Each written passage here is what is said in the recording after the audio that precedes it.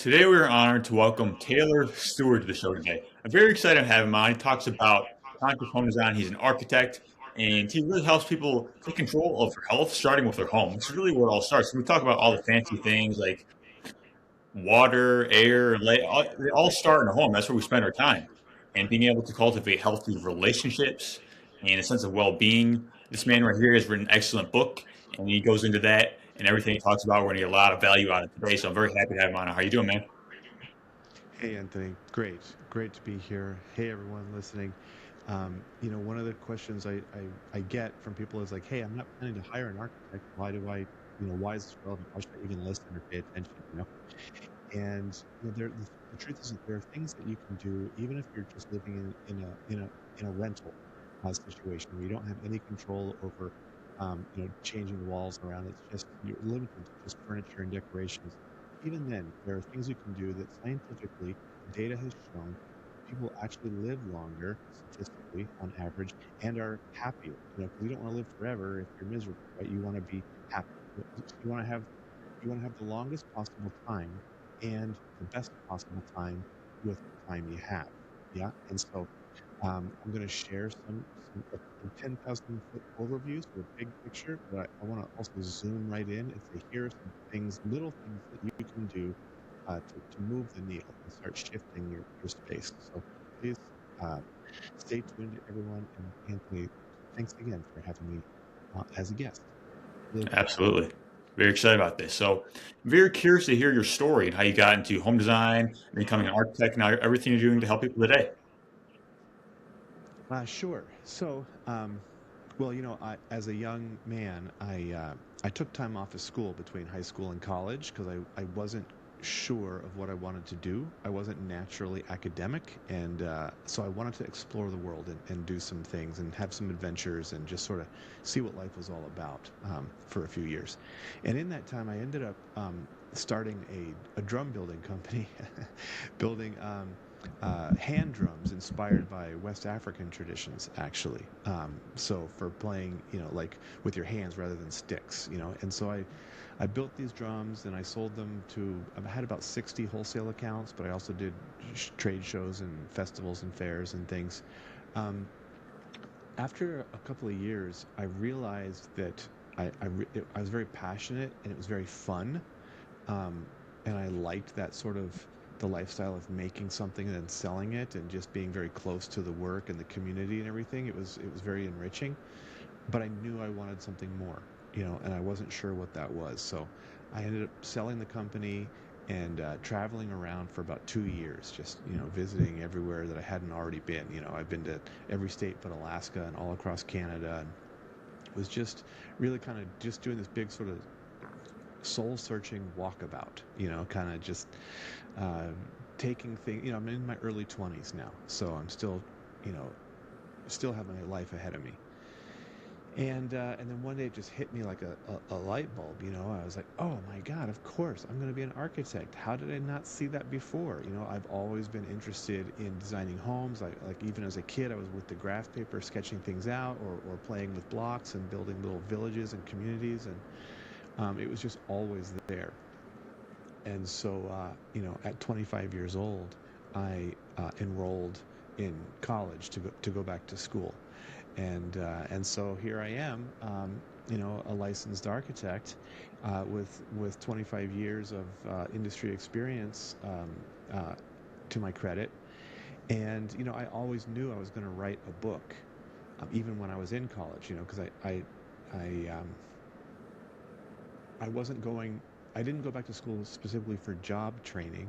I knew I had something unique to offer, so it was really about just learning skills that would help me, serve in my own unique way. I've always been a little bit of a pathfinder, a creative person, sort of entrepreneurial, and wanting to, sort of do my own thing and plant my own flag and share that value and knowledge with everyone else. So um, I had plans to write the book even from my college days as a way to um, connect with the non-architect community, because there's a lot of mystery. People don't really know what an architect does. People think, well, they probably just draw pretty pictures of houses, and maybe they know some technical things about blueprints or zoning or permitting or stuff like that. But and not all architects are created equal either.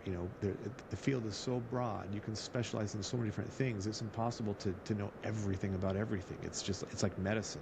Doctors specialize in their, people that specialize just in hands and feet, or just in the brain, or just in one organ, the heart or something. It's like architecture is also broad, a broad field of study, and complex, and so people specialize. So what I have ended up specializing in is creating homes that are less about style and design trends, which those things are important. They're valuable. You want to enjoy the space you live in, but more, I started researching, what do we know, from the math, like statistically, scientifically, what actually helps people be happy, what helps them live, more fully, what helps people step into their potential, try to reach for their possibilities, for their own greatness. We're all sort of creating ourselves anew, and so what's the next version of what's your next version look like, and then, because Anthony, the mind-body connection, it's well documented. We're all aware of it. Yeah, even modern medicine has accepted, hey, the mind-body connection, because that's what the placebo effect is, right? It's mind-body. And it goes both ways, right? Body, mind. So if the mind is optimistic and happy and motivated, it's going to send energy into our body, into our limbs, give us a surge of power, and say, hey, come on, let's get going. We got stuff to do, right? And the body's going to follow through. It's going to follow the optimism of the brain. And conversely, if we're feeling discouraged or depressed or low energy in our minds and our thinking, that's going to send signals to the body, like it's going to be more sluggish and not going to, you're going to put the brakes on basically in your day. And whereas if the body is feeling strong and healthy, that's going to send signals to the brain. Hey, we're good. We're energized. Let's point me in the right direction. Let's go do something. And so, or on the flip side, if the body is not feeling well, it's going to send signals to your brain. Hey, please take it easy today. I need rest and nurturing and healing. Like don't push it too hard today. And so that brain body connection it's fundamental, and it's very well documented. My job as an architect is to help people understand the mind-body environment connection. Yes, because our environments really play an impact, a strong role on how we move through life. They mirror back our circumstances in many ways, which we can go through a few of them as we go. But that's really what the essence of conscious home design was. What can I do? What would it look like if we designed a home that was based on the human experience and helping people step into their possibilities, rather than just saying, hey, you've got enough bedrooms, rather than just creating beautiful shelter. I wanted to create the home as sort of let me put it this way, Anthony. The home can be one of the most powerful personal development tools available to us if we're intentional about the way we shape it and interact with it, right? Because we're in that environment so much of the time. The Winston Churchill said, we shape our buildings and thereafter they shape us. And, once the walls are built, that dictates, do I turn left or do I turn right? Do I have enough room to unload, when I come home, to unload the bag of groceries and my cell phone and my hat and take off my boots and, all these things. Like, the environment we live in is going to shape our daily activities, and our movements, even micro movements, will be shaped and dictated by the space we inhabit. Yeah? So we want to shape our spaces in ways that reduce friction and optimize flow so that it takes less effort to do the things we have to do every day, so that our precious resources are reserved to channel into the things that really matter. You don't want to be, your home doesn't want to feel like it's an obstacle course that you have to navigate just to get your stuff done. It's like wearing performance clothing, right? If the shoes, they may be the best shoes in the world, but if they're the wrong size, they're not going to help you win that race. Yeah, so we want to make sure that your home is custom fit and size appropriate and well designed for you. That's the ideal, right? That's the ideal, Anthony. So that's what conscious home design is about, and so that's what I wrote the book about. I said this is more deep. This is much more deep than just style and design, and I want to make it accessible. Can I bring this down into a little book that anyone could read, even if they don't know the difference between one wall and another, without any technical jargon, just something that I can get the big ideas in about an hour. So, I worked very hard to make a simple, easy, accessible, but very powerful and meaningful book. So that's a bit about my backstory and how I sort of got to here today, with my message. So sorry if that's a little long. I like to give people the full landscape, and really paint the picture.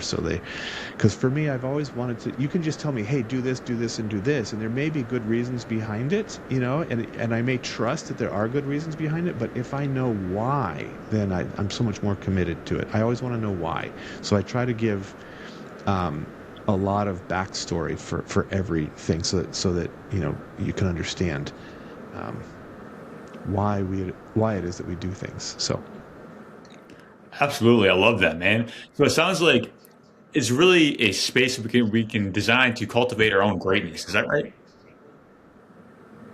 that is exactly right. In the highest purpose, right? So we wrote it into the Declaration of Independence. We believe that these rights are inalienable and universal. The pursuit of happiness, happiness. Excuse me. So we got life, liberty, the pursuit of happiness. Okay, that's what we said in the Declaration of Independence. People have a right to life. Yes, they have a right to opportunity, to be able to feed themselves, clothe themselves, house themselves. They have a right to liberty, right? That means we're allowed to pursue the things that make us happy, but the pursuit of happiness. Yes, whether that's you like to, it used to be where I went to India once for a travel pilgrimage to see the architecture and visit some of the holy temples and stuff, and just experience some different culture.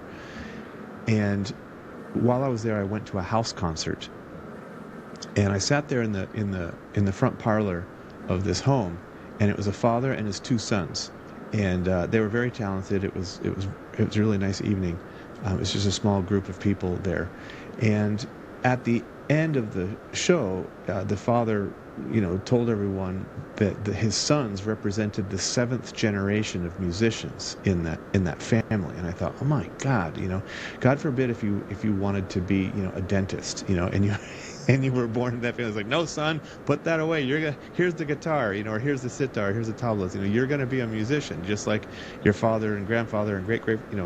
So in the old world, people used to have very little choice of freedom. It's that you were what your father was. You were, you learned the trade from your parents. And even most people's last names are so, Goldsmith or Baker or Wheelwright or Wainwright, right? There's our last names are about our trades and our professions, because it used to just be John Smith. He was the guy who made horseshoes. It was, and that's what your son would do. So there was very little freedom to go out. But in America, we began saying, no, you have, that's a very natural path, but you also have the right to choose a new path for yourself. Freedom and the pursuit of happiness.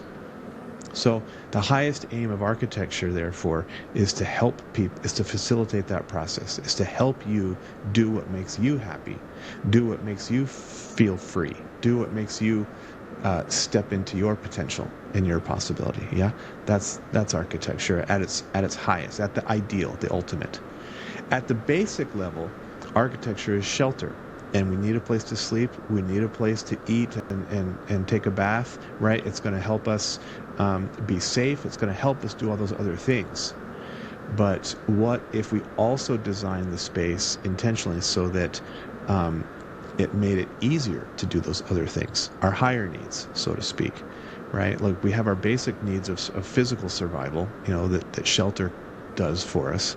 But then, the psychologist Abraham Maslow created the hierarchy of human needs pyramid and says, hey, we're more than just animals. Yeah, you can give us food and shelter, but that doesn't guarantee a happy life. In fact, no one's happy with just that. That's just living. That's just, surviving, not thriving.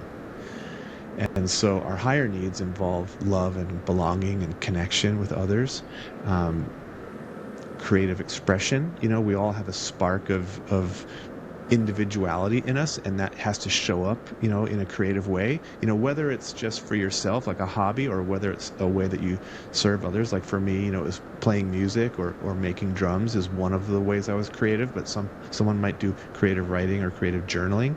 They may, I wrote a book. That's a creative activity that does serve others, but what if it was just my personal journal or diary and it was for no one else other than me? That's still a creative pursuit that people, so creativity is going to show up in so many different ways for different people. But architecture, if we want to properly design it, we're going to say, hey, Anthony, what kind of creative activities do you like to do? Let's see if there's a way where we can build it into your environment so that you have the chance to do that automatically. You don't have to fight the environment to get a chance to do something creative. It's already set up. It's already built for you, ready to receive. Just step in and do your business, right? Low friction. Yeah. Like if you say, hey, I want to have a workout routine. I want to optimize my body, but your free weights and exercise paraphernalia is in the closet. Well, if all you have is 5 minutes, before you get out in the door in the morning, you're not going to get that stuff out and do anything.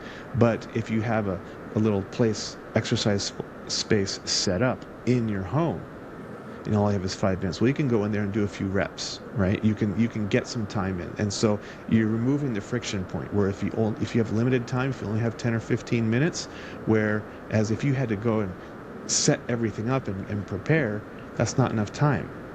But if you have dedicated space for that activity, then you can go ahead and get it done, right? So, and it works for every little thing, not just exercising. I just use that as an example. Anthony, a question for you. What do you think is the most famous painting in the world? Mona Lisa? The Mona Lisa, by far. Everybody's heard of the Mona Lisa. Everyone's seen the Mona Lisa, right? Leonardo da Vinci. So the Mona Lisa, it just turned 500 years old, by the way. Leonardo da Vinci started painting it in the early 1500s. And, what I found out when I was learning about this painting is that it took him more than a decade to do it. He didn't do it, and he didn't sit down and just paint it in a week. He worked on it little by little as he had time. Either when inspiration struck and he was able to work on it, or when he had free time between other projects that he was working on. The point is, all of our human advancements, whether it's art, whether it's science, whether it's technology, whether it's medicine or any great achievement, really is a result of us having architecture. Without the ability to control our environment and dedicate space to an activity, we wouldn't be able to do anything that took longer than a sunny afternoon to accomplish. Because as soon as the weather changed, or wild animals came, or hostile, unfriendly neighbor tribes came, they'd mess everything up. So by creating architecture to control our environment, we're able to build on yesterday's achievements. We're able to take control of our destiny and shape our future by shaping our homes and shaping our environments. And so, Leonardo da Vinci by having an art studio, by having space dedicated to his work, he was able to, pull the painting out, work on it a little bit, and put it away before it was done and come back to it later. But if he didn't have a dedicated art studio, he probably never would have finished that painting, right? Because we all know that it takes time and effort to become good at something. Like practice makes perfect. That's a common sense formula. But what's missing from that formula is it also takes space. You need space. You need a practice room. You need an art studio. You need a gymnasium, or you need a bedroom. You need a place to do whatever activity it is that you want to do, whether it's preparing food or caring for the body or any number of, whether it's a basic need or whether it's one of our higher needs. We need to dedicate space to them to give us the exponential chance, the exponentially more greater chance of success in that activity. Does that make sense? Absolutely, yeah. Yeah. So that's what conscious home design is about. So, the quality of your answers and results depend on the quality of your initial questions. Ask the right questions, you'll get the right answers. Ask the wrong question, you'll get the wrong answer. I mean, it may be the right answer, but if it's the wrong question, it's still the wrong answer. Like if I said my goal is to go to Los Angeles and you happen to be in New York, but by accident you ask someone, how do I get to Seattle? They could tell you exactly how to get to Seattle. It's the right answer, but it's the wrong answer because you don't want to be in Seattle, right? You asked the wrong question. You forgot the town, you forgot the name of the town, and so you accidentally asked for Seattle instead of Los Angeles. In your mind, you were thinking Los Angeles, palm trees, sunshine, movie stars. But out of your mouth came Seattle because you forgot, or you just didn't know better. You didn't know the town, right? So asking good questions, good quality questions, determines good quality results. And so because this is my business, this is my dharma, because I've spent decades, I practiced for 20 years before I wrote the book. The book came out in 2019, yeah? So it was 20 years of me being, playing an architect before all these concepts gelled and solidified into a short, excellent readable book that I could share with people, right? Like I knew I wanted to write the book, but it took me 20 years because it took time for it all to really, for me to hone the message, right? And so because I live and breathe this information, it's unknown. The average person doesn't know this. In fact, a lot of architects don't know this, because they haven't specialized in it. Remember, just like doctors or lawyers, that specialize in certain aspects of health or law, architects also specialize, And so I've chosen this because I'm passionate about it, because I like to be, I like to feel good. I like to feel my own possibility. I like to feel like life is working for me, and I have opportunities in front of me, and so I look at, well, how can the built environment support that? Because we spend about half of our lives in our homes, Maybe if you're very busy, going through a busy period, like if you're in school, you're just coming home to crash and shower and get some breakfast and head out the door again. But over the scope of life, over the whole average, we'll spend half of our lives in our homes, and so that plays a big factor. Like, I mentioned the quote by Winston Churchill about our homes shaping us. The more time we spend in them, the more time they're going to shape us. Yogananda, he said environment is stronger than willpower. And I thought about that, and I was like, oh man, I don't want to hear that, because I want to feel like I'm powerful and I can overcome anything. Yeah, I don't want to hear that something is more powerful than me, that my willpower is not enough. But here's why that's true. The human will is indomitable. Every day people are breaking records, people are pushing the envelope, they're stretching their limits, But the thing is, and so we can, at any given moment, we have the potential to dig deep and reach down inside and find something, the strength, the will, the power, the energy, the motivation, the why, to just overcome our circumstances, to overcome an event, to overcome a limitation, right? It happens all the time. We all do it in our own way at different times.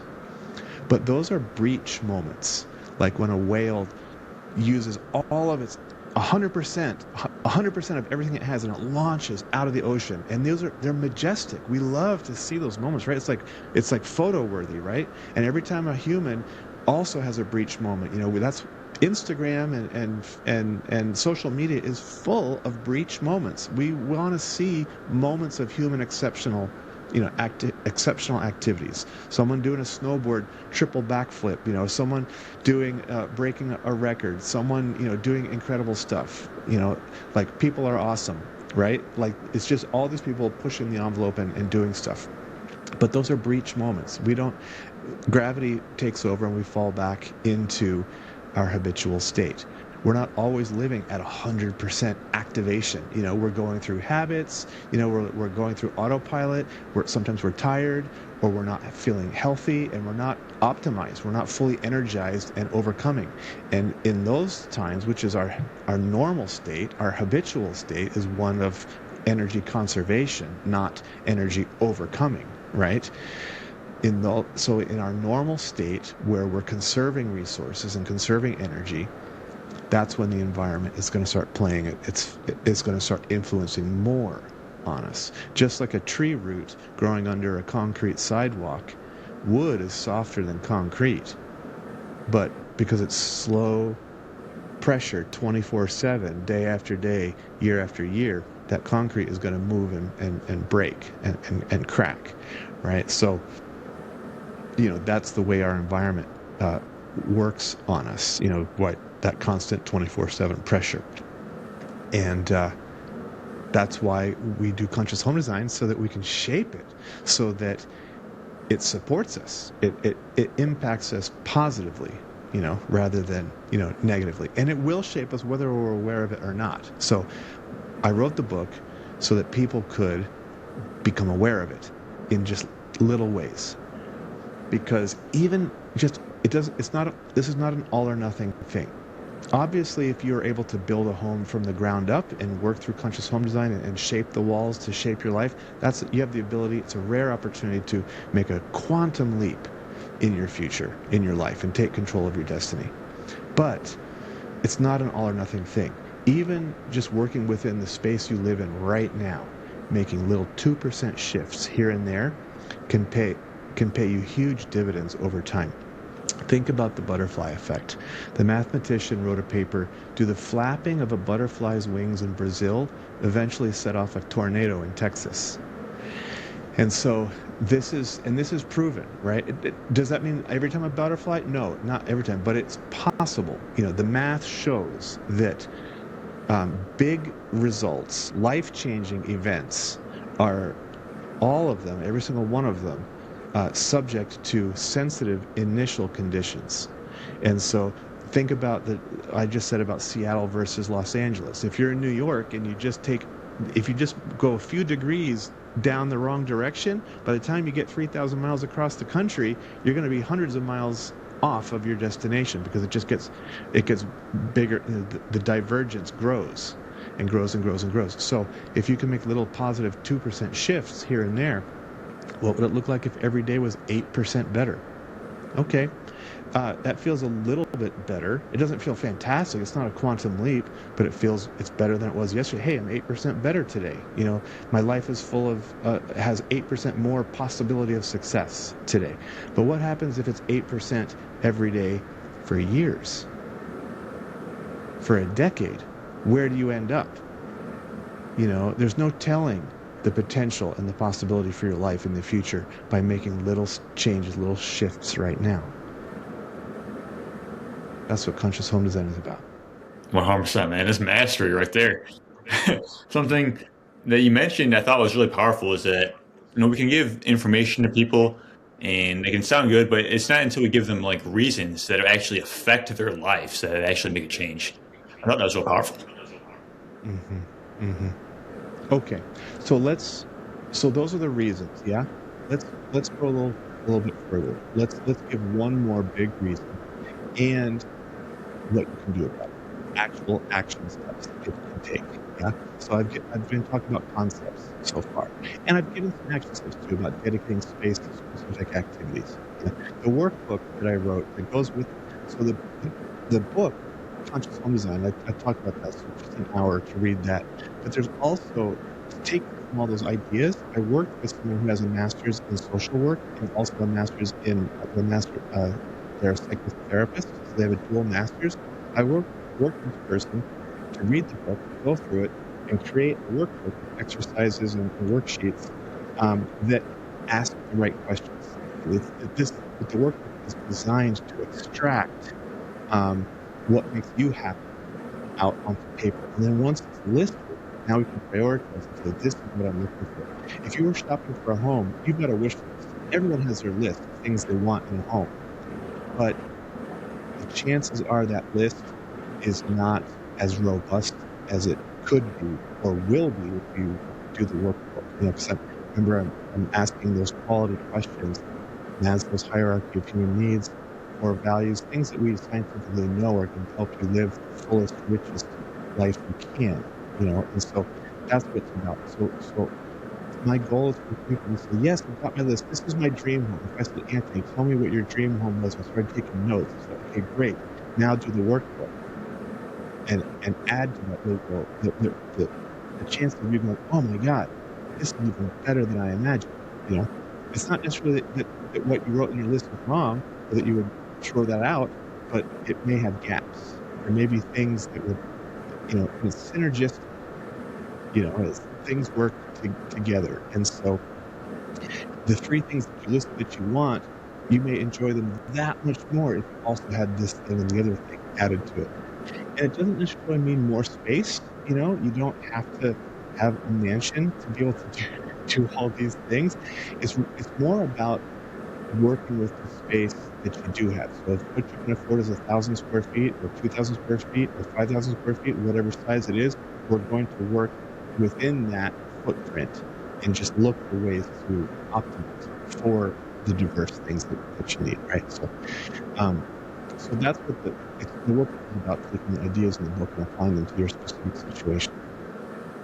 Let's go back to the one more data point about why, that I wanted to share with people, and then getting into actual action steps that people can do right now without buying the workbook. The workbook will take much more deep, but right now here, as we're just talking, we don't have that. Everyone has that in their hand right now. Let's give listeners something that they can do.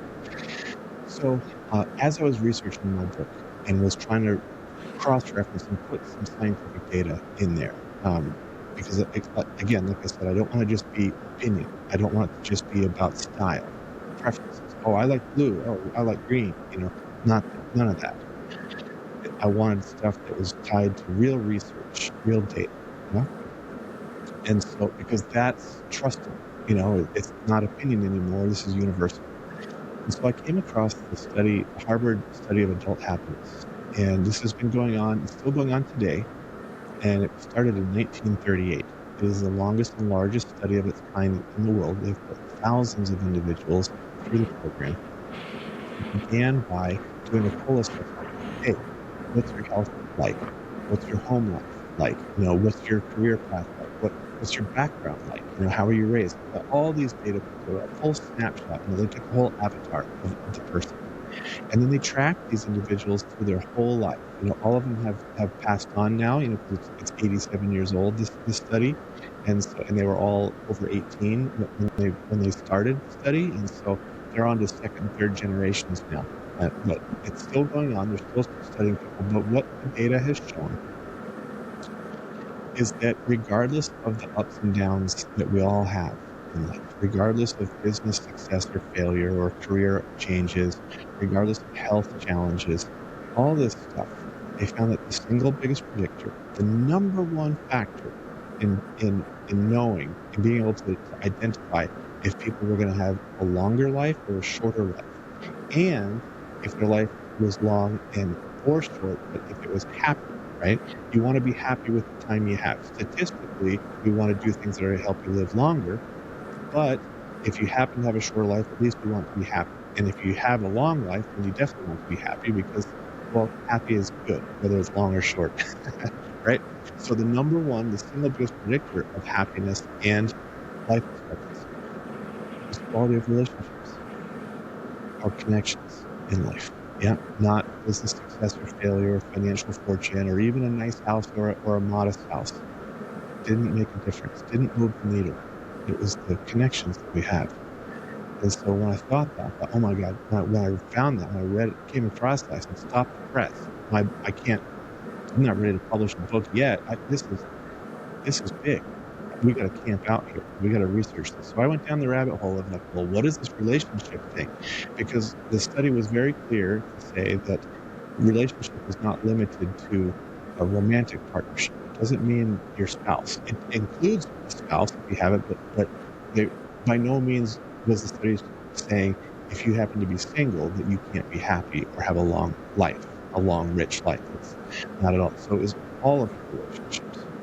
So I started looking at that, and I researched the Greeks, and they've got 7 different words for love based on what kind of um, experience it is. Like, is it love between parent and child, between two friends? Is it love between lovers? Is it love between a person and their community? There's so many different ways that love shows up in our life, and they have a name for each one of these things: agape and storge and eros and filial and several others. And but that wasn't enough for me. I wanted to know more about relationships, not just 7 kinds of love. As I contemplated all the diverse relationships that we have, I found that they pretty much every relationship that we have is going to fall into one of 3 broad categories, and that would be giving, receiving, and reciprocal. And so examples of giving relationships are ones where we are the primary giver.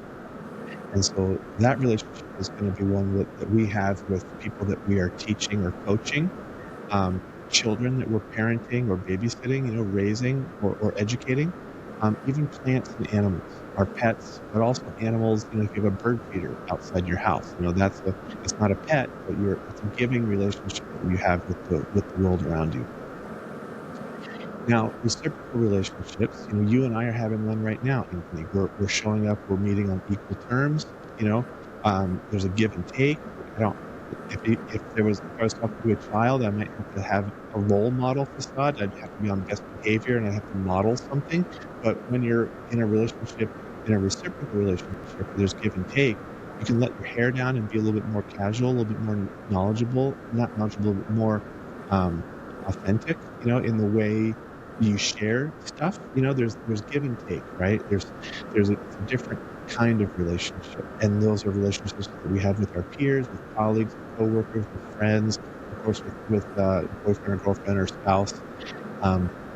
There's an equal give and take, where 2 people are standing on similar footing.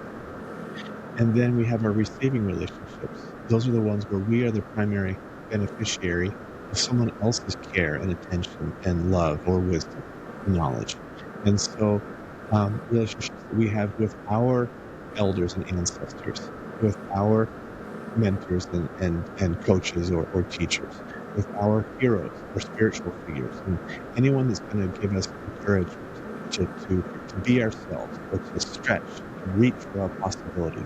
Whether we're reaching out and up or whether we're reaching down and in, it's like just encourages us to reach and become and be, right? So those are our receiving relationships. In conscious home design, by knowing that having a good balance of all 3 kinds of relationships is required to have a full, well-rounded, rich life. At any given moment, you may have more or less of certain types in your life. If you're young, sort of college age, you're going to be doing a lot of reciprocal relationships. You're going to be hanging out with your friends all the time, right? And you're going to have some receiving relationships because you're studying. You're getting your brain full from learning from all these professors, right? So there's probably not a lot of giving relationships in your life. Maybe you have a house plant, maybe you have a pet, probably not a pet though. So there's an imbalance. But then shortly after, you're going to leave and you're going to maybe start a family, And now you've got young kids, and you're gonna be giving, giving, giving, giving all the time, and all your reciprocal relations, people are just like, "Oh, man, I wish I could just get 30 minutes a week away from the kids so that I could have an adult conversation with a friend," right? And so the balance shifts as we go through phases in life. But over the course of life, we want to have a well-rounded recipe of all different kinds. And that's gonna look different for different people, depending on their lifestyle choices and their personality. We have introverts and extroverts. Everyone has to choose their own adventure, what feels right for them. You just know that you want something that feels right. You wanna have enough balance, a healthy mix, something that feels right for you. Yes? So conscious home design said, "Okay, what can we do intentionally to our space? Is there a way we can bake it into the mold, design it into the very bones of the architecture? Opportunities for not just one, but all three kinds of relationships that look like." So then I said, well, let's take it one step further. What if we could create opportunities for all three kinds of relationship in every room in the home? How would that change things? Remember, filter shifts on a daily basis, compounded over years and decades. What does that do for people, for their happiness, their fulfillment? So here's an example for people listening and want some actual stuff. These are the theories, these are the whys, this is the science, this is the data.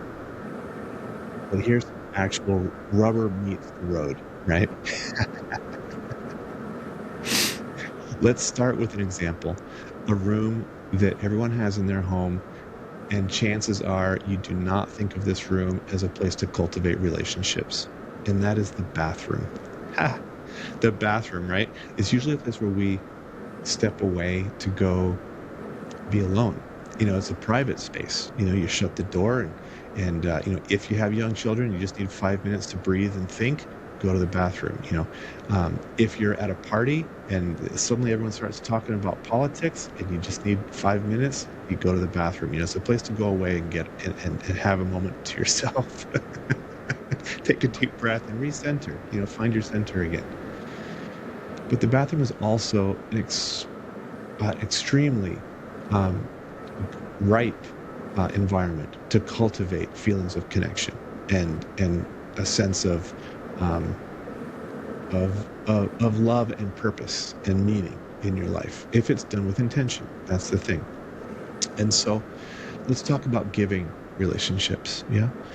In the bathroom, if you have a window to the outside, you can very easily put in a plant or two in there, whether it's sitting on the windowsill or put a small shelf in front of the window, or maybe hanging from the top of the window, a little hanging plant. And now you have an opportunity, very low maintenance opportunity, for a giving relationship.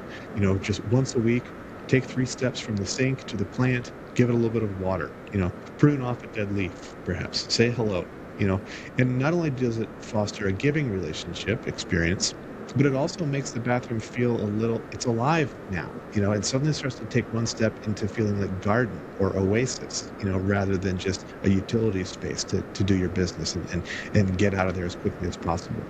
It now becomes slightly more welcoming, slightly more inviting when you have that. We know that looking at green things has a physiological response. It calms the mind, the breath, the respiratory action. We breathe more deeply and more regularly, and the heart rate actually reduces, and blood pressure can go down when we're gazing upon green landscapes. And having a few plants in a room can start to trigger those physiological healthful responses, because our bodies evolved in nature. That's our natural state.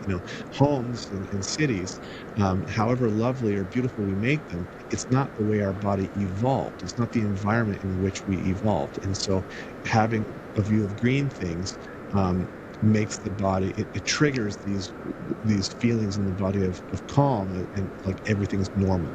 Yes. And so if you don't happen to have a window in your bathroom, then you can put in a full spectrum light bulb, and the plants will do okay under those conditions. And full spectrum light bulbs, everything's on LED nowadays, and so the energy use is very low, and so it's not gonna wreck your electric bill. to keep the light on during, for a few hours to keep your plant happy. And so if you want to take it one step further, how about a little a fish bowl and have a goldfish swimming around in there, or one of those betta fish, that they're very colorful with the big fins. And so then you come in the morning, and every morning say, "Oh, hi, fish," and you sprinkle a little food on there, and now there's life. Your bathroom is alive. It's starting to feel more like a spa or an oasis, and not, again, like that, like a dead utility space, And so now you're in there, and it's a little bit of joy. That's what it's about. A little bit of life, a little bit of joy that you can feel in your day, just a little bit, Okay, reciprocal relationships. We see this a lot in master bathrooms, but bathrooms that are made for couples. 2 sinks, so you can brush your teeth side by side with someone else.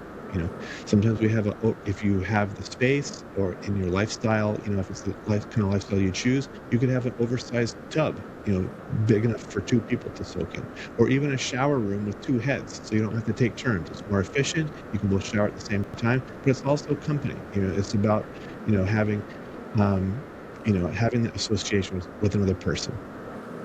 And again, if you choose, right? But that's those are examples of reciprocal opportunities in a bathroom.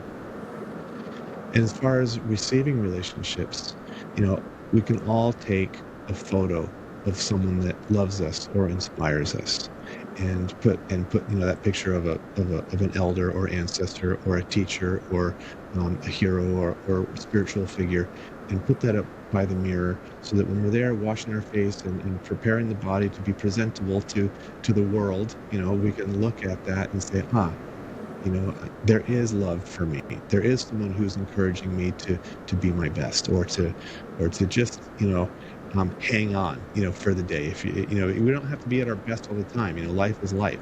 But just someone giving us some wisdom, or some care, or concern, or love, or encouragement is really helpful to us. It helps us ground and feel centered. And what's that going to do for us? If we're feeling more centered, more grounded, if we're feeling loved, then we're going to send, in turn, those ripples out into life, and in the interactions that we have with the world around us. And so we're sending positive ripple effects into the world.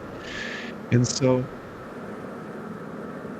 you may feel like, having a picture of, a spiritual figure, or someone up there is too prominent. Maybe your wife's Catholic and you're Jewish, or, and you can't agree on whose picture to put up. Okay, fine. You don't have to have a conflict about it.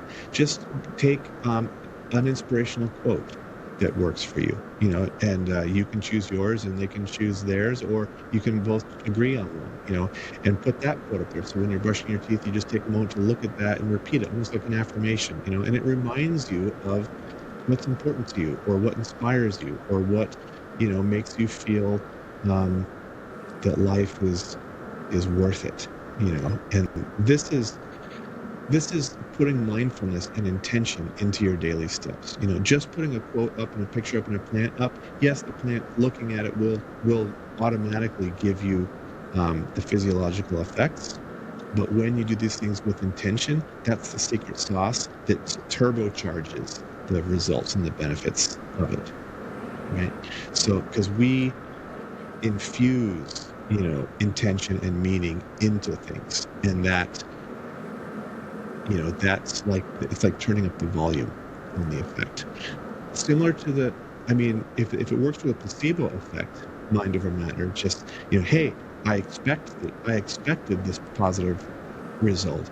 Then what happens? It's a similar thing. It's like, yes, putting the plant in there will it's like taking medicine. It will help the body.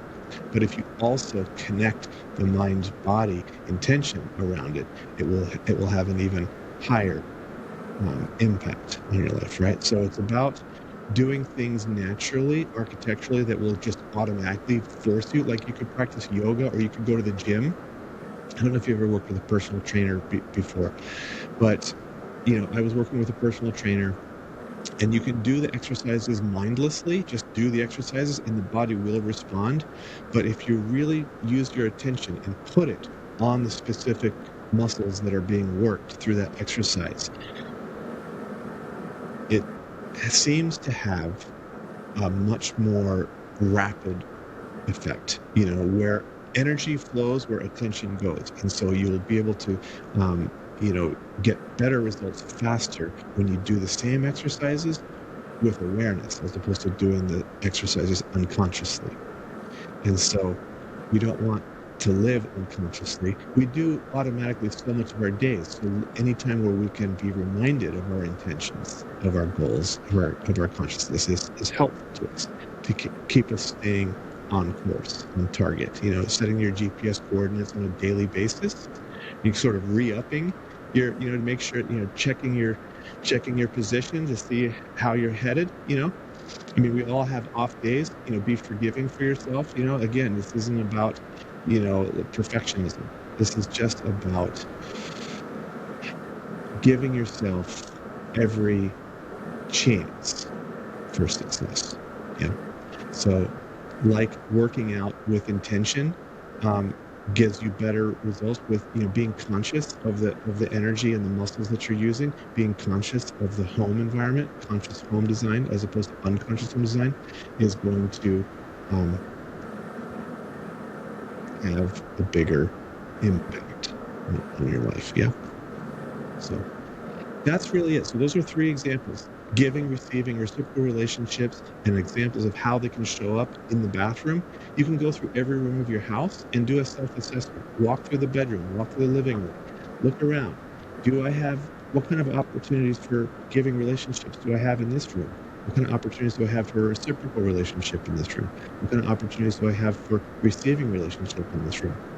And if you find that there's gaps and you want to make a shift, you can. It's up to you. See what you want in your life. See if things are feeling balanced. See if things are, hey, I have some of this, but I want more of it. Okay, let's support that. Oh, I don't have any of this one, and I really want that one. Okay, let's create it. Yeah, that's the big takeaway. That's what it's all about, man. Out of curiosity, is there anything that comes to mind when it comes to health and wellness that people should know about when it comes to home design? Many things. Proper hydration, is is a huge factor. Making sure that you're well hydrated, and water quality plays a factor in that. If the water smells bad or tastes funny, you're not going to be very motivated to drink it, and you may turn for something less healthy, something too sugary, a soda, or even a fruit juice has a lot of sugar in it, and so I think of fruit juices as like supplements. A few sips is good, but chugging a whole jug is not good. Yeah. Water should be our go-to beverage of choice. If you can, and that's not going to happen without a good tasting water. Yeah. So, the American Medical Association estimates that 75% of Americans are chronically, that means normally, that means their normal state of being, not just a few times, but they're habitually dehydrated. And over years of being dehydrated, again, even little 2%, just little bits, that's going to take a toll on brain function, on all of our organs. Skin breaks down, like it's going to shorten life expectancy, right? So staying hydrated is a big one. Think about the rules of 7. People, average person can go, 7 minutes without air, 7 days without water, 7 weeks without food.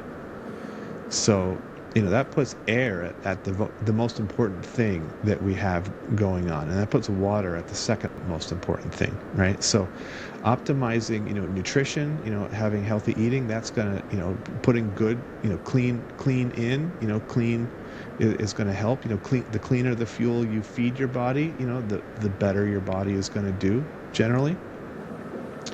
But water, having optimal amounts of water, to stay hydrated, that's even more immediate, and also very powerful over the long term. So stay hydrated. Yeah.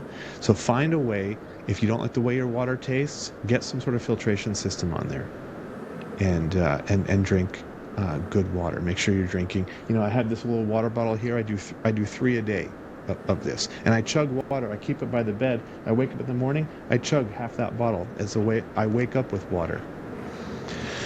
I find that when I do that, my brain turns on faster. My body feels more energized more quickly. If the first thing I do is take a few sips of water, even if I don't chug it, but just a few sips, it helps me become alert. It helps reanimate and reactivate the body after the sleep state. And then air quality. We all when you go down to the ocean, it feels like you breathe that oxygen rich, sea air. It's like, oh, wow, it's very vitalizing. Or conversely, even if you go up into the mountains, and the air is thinner and maybe a little bit less oxygen, yet still you feel a boost from breathing that air. The air has, it's been purified by the sun. The ultraviolet rays have energized and sterilized and purified the air, and it has a fresh content of oxygen. Inside the home, it's not getting direct sunlight. You're getting some sunlight through the windows, but the glass itself filters out some of the UV spectrum, which is why you don't get a sunburn sitting in front of a window. You will, because the glass filters out the ultraviolet rays that actually would cause the sunburn. It will fade your carpets or your curtains because the low spectrum UVs go through and it fades the colors, but the high spectrum are filtered out, which is why you don't get a sunburn there. And so it's the high spectrum UVs that are responsible for purification. And so you want to bring in outside air into your home because it's more vital. And so especially in spaces you're going to spend a lot of time. So if you have a home office, you want to make sure you have fresh air in there because it's going to keep the brain more alert and you're spending many hours. And bedrooms where you're spending many, many hours every day sleeping. Yes, it's true that the breath rate typically is more shallow when we're sleeping and we're not consuming as much oxygen. The body's not moving around, and so it's a very energy conservation state. But if you're feeling groggy when you wake up in the morning, chances are you're dehydrated or the air quality is bad. So air and water, again, going back to scientific first principles, 7 minutes, 7 days, without these things, they have a direct, immediate impact on our physical state. So I would say, make sure you have fresh air in the bedroom and make sure you're well hydrated. Those are I'm not a doctor. Yeah, I'm an architect. So I can't speak too deeply on health things because I'm not qualified, but these are things that we just know are true, and architecture can support them by, making sure you have fresh air in the bedroom, whether you have an actual ventilation machine in there that's bringing it in, or whether you have a window cracked, so you have makeup air. Because the smaller the bedroom is and the longer you stay in there, especially if there's 2 people in there, you'll consume the air. You'll wake up, it's stuffy because 2 people will breathe the air very quickly. So you need to have resupply air, especially if you're closing the door and it's winter and it makes you want to close everything up, but you got to find a way to let fresh air in somehow. So those things are going to definitely have an impact, especially over time. So air and water quality are 2 very specific things that I could share. There are other things too, so many things. Things that reduce stress. Stress is a big factor, but that's a whole nother conversation. Yeah. So I'm just trying to give people some immediate action steps to think about that they can do. And if they want to learn more, they can go to my website, conscioushomedesign.com, get a copy of the book, get a copy of the workbook, do the exercises, and start changing the lens through which you view things so that you can have an eye for helping set up your space so that it supports you. 100%, man. This has been awesome, Talor. I really appreciate you coming on and sharing your story with us, your insights, and what we can actually do to cultivate a space where we can cultivate our own greatness, right? And that's where it all starts, cultivating wellness and really keeping happiness and relationships on the mind. Like, we have to look at it as a garden, right? It's like being able to add value, just being able to kind of cultivate our relationships. And that's how everything starts, man. And also, I really like the way that you teach. Like being an architect, I kind of like picked up on that. It's like you structure things in a very unique way. So I thought that was really special as well. Thank you, Anthony. Yeah, appreciate those closing thoughts. Just sort of sums it up pretty good. What we're all about, and I also appreciate your kind words there of appreciation for my own approach to it. Appreciate that. Thank you. 100%. So if people want to get connected with you and everything that you do, where can we find you? Yeah, visit conscioushomedesign.com. There you can get either a physical copy of the book and the workbook, or you can get an instant PDF download that's available. Actually, if you buy, I believe the bundle is such that if you buy the physical book, you'll also get the instant download as well, so you don't have to wait for it to come. But you can get one or both. And I do consultations for people all over the country, and I have projects all over the country, coast to coast and top to bottom. So if someone is wanting to, and have a consultation with me to pick my brain, they can schedule a session with me on the website. Or if someone's even thinking, hey, we're going to renovate our home, or it's time for us to upsize, our family's growing, we need more space, or no, actually we're downsizing, the kids have moved out, and now we need to, have a home that's size appropriate. It's just me, you, and the dog. We don't need 5 bedrooms anymore. I'm happy to do full architectural drawings and services for people all over the country. So you can also, there's a contact me form at conscioushomedesign.com. Awesome, man. Appreciate you.